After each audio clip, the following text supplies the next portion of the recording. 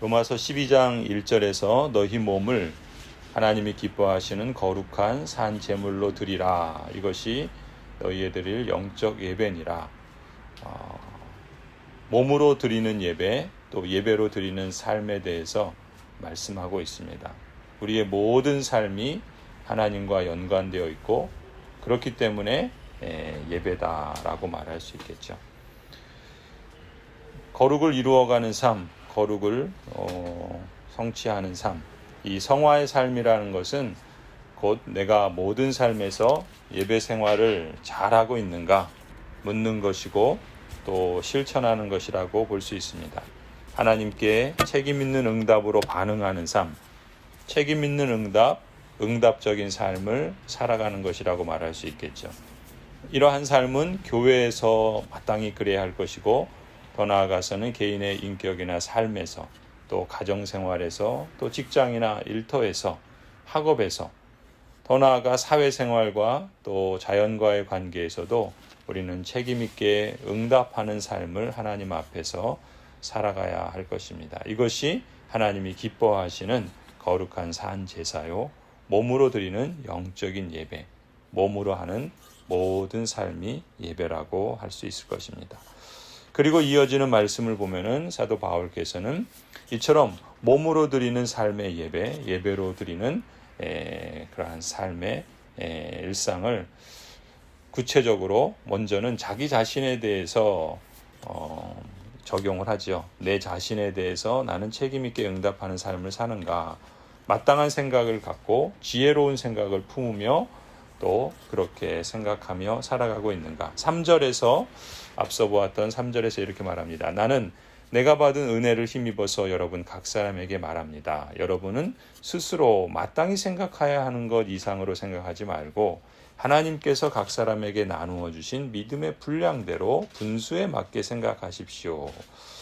예루살렘 성경은 이 말씀을 이렇게 번역합니다. 내가 받은 은혜의 빛 아래서 자신의 진정한 중요성을 과장하지 않도록 주의하라.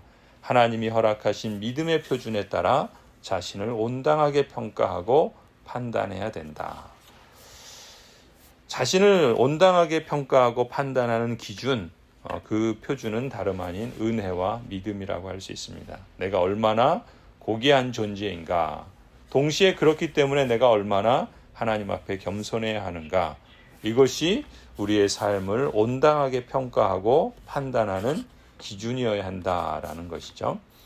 이어지는 4절부터 8절까지는 이제 자기 자신에 대한 책임 있는 응답적인 삶은 더 나아가서는 공동체 안에서, 특별히 교회 공동체에서의 삶과 밀접한 연관이 있다는 것을 4절부터 8절에서 말씀하시죠. 여기서의 물어야 할 질문도 같습니다. 교회 생활에서 나는 책임 있게 응답하는 삶을 살고 있는가?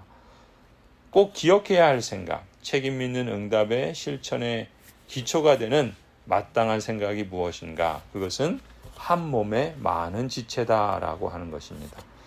한 몸이라는 생각과 많은 지체라는 생각이 동전의 양면처럼 늘 균형을 이루도록 해야 한다는 것이죠. 그래서 5절에서는 그리스도 안에 한 몸이라는 표현을 쓰고 또 우리 많은 사람이 서로 지체가 되었다라는 표현도 씁니다. 한 몸이라는 생각은 모든 것이 하나됨을 지키기 위한 기준입니다. 많은 지체라는 생각은 각각의 기능과 역할이 다르고 다양하다라는 것이죠. 그런 점에서 교회는 마치 합창단과 같고 오케스트라와 같습니다. 각기 다른 음색을 갖고 있고 다른 소리를 내고 또 다른 기능이 있죠. 그래서 다른 소리와 음색과 기능들이 서로 존중하고 귀하게 여기며 함께 연주할 때 아름다운 하모니를 냅니다.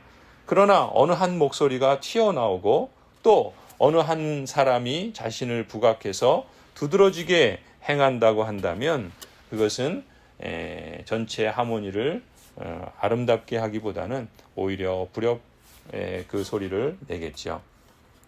동시에 하나가 되어 튀어나오는 것이 아니라 하나의 하모니를 이루어 연주하는 것, 그 만드는 하모니가, 그 화음이 하나다. 그게 달리 말하면 그리스도 안에서 하나로 만들어가는 것이죠. 그리스도가 화음을 하모니로 나타날 곡이고 한 몸으로 연주되는 노래는 곧 그리스도를 들려주는 것이라고 말할 수 있습니다. 그러니까 한 몸에 다양한 지체들이 있어서 각기 다른 소리와 음색과 기능을 하더라도 드러나야 하고 자랑이 돼야 할 것은 그리스도밖에 없는 것입니다. 자기가 나타나고 또 자기를 주장하고 그래서 자기의 목소리가 그리스도보다 더 두드러지게 나타난다면 그것은 우리가 앞서 말한 자신을 합당하게 생각해야 할 표준과 기준에서 벗어나는 거겠죠. 죄는 뭡니까? 관역에서 비껴가는 거예요. 그렇다면 반드시 돌아와야 되겠죠. 이렇게 한 몸으로 연주하는 노래, 그것이 바로 그리스도이시고 또 그리스도를 우리는 들려주어야 합니다.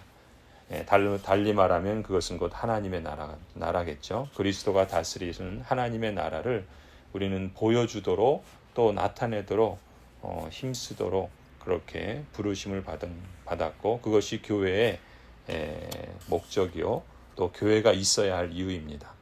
하나님 나라를 보여주는 합창단으로 하나님 나라를 들려주는 오케스트라로 있어야 한다는 것이죠. 그리스도를 가사로 표현해서가 아니라 그 연주와 그 하모니가 그리스도를 보여주는 합창단이라는 것입니다. 말로 하는 표현이 그 삶의 연주와 열매가 그리스도가 주님이라는 결실을 맺도록 하는 것이라고 할 수 있겠죠. 또 9절부터 이어지는 말씀을 보면은 이제 교회라는 이 사람들의 모임에서 빚어지는 다른 사람들과의 관계가 신앙의 영역이다. 이웃과의 삶의 관계, 교회 안에서 특히 그 관계가 그것이 신앙의 영역이다라는 것을 말하면서 믿음의 질이라고 하는 것은 개인의 영성에 국한되는 것이 아니라 관계 속에서 깎이고 다듬어가고 그래서 관계적인 성품을 세워가는 것이라고 말합니다. 9절부터 보면은 사랑에는 거짓이 없어야 합니다. 악한 것을 미워하고 선한 것을 굳게 잡으십시오. 형제의 사랑으로 서로 다정하게 대하며 존경하기를 서로 먼저 하십시오. 열심을 내어서 부지런히 일하며 성령으로 뜨거워진 마음을 가지고 주님을 섬기십시오. 소망을 품고 즐거워하며 환난을 당할 때 참으며 기도를 꾸준히 하십시오. 성도들이 쓸 것을 공급하고 손님 대접하기를 힘쓰십시오. 그리고 이어지는 것이 역시 이제 확대된 이웃이라고 할 수 있겠죠. 이 세상 속에서 또 특별히 이 하나님을 모르는 이 다원화된 그러한 세상 속에서 이 신앙이 특히 인격과 성품에 있어서 관계에 있어서 매우 중요하다.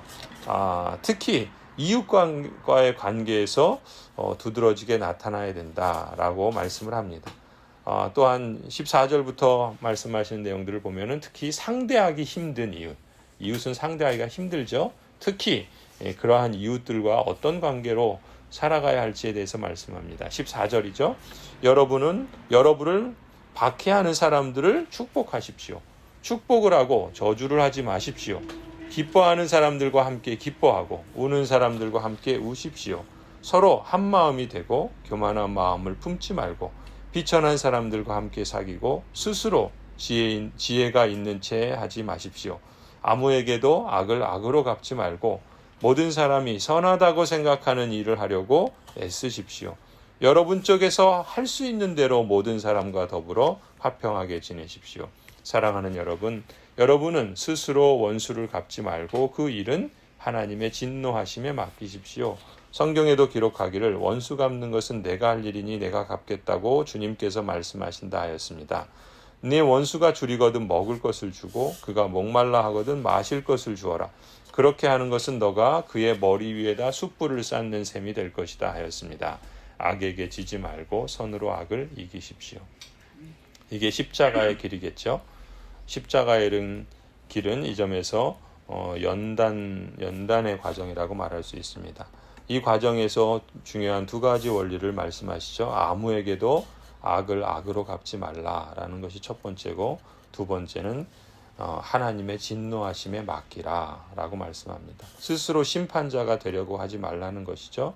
16절 표현처럼 서로 마음을 같이 하라 말씀합니다. 그것은 모두가 그리스도의 권위 아래 있는 존재다라는 것을 인정하라는 것이죠. 그렇기 때문에 그리스도 권위 아래서는 누구나 다 낮은 자요, 또 낮은 데 처해야 할 것이며, 또한 그렇기 때문에 그리스도 권위 아래 내가 원수를 갚으려고 하지 말고 오히려 축복하라, 그리스도의 다스림과 권위 앞에 맡기라 말씀합니다. 그런 점에서 그리스도인의 행동의 원리는 선으로 악을 이기는 것이라 이렇게 말씀하고 있죠. 악으로 악을 갚으면 결국 둘 다 패배자가 됩니다. 하나님은 하나님의 자녀가 악을 행하는 것을 원치 않으시죠. 악으로 악을 갚으면 악이 그치지 않고 끊이지 않을 것입니다. 보복의 악순환이 계속되고 결국 더 큰 악을 행하게 되고 결국 모두가 망하는 길로 가겠죠. 그러나 선으로 악을 갚으면 보복이 끝날 것이고 사랑이 찾아들 것입니다. 그것을 오히려 숯불을 그 머리에 쌓아두는 것이다 이렇게 말합니다. 그것은 달리 말하면 하나님의 종말론적인 심판이 있다는 것이죠. 나도 심판받고 다른 사람도 심판받고, 심판은 하나님의 권한에 있기 때문에 그 앞에 겸손하라 라고 말씀합니다. 더 나아가서는 할 수 있다면 모든 사람과 화평하려고 그러고 적어도 내 편에서 그렇게 하려고 애쓸 필요가 있다라는 것이죠.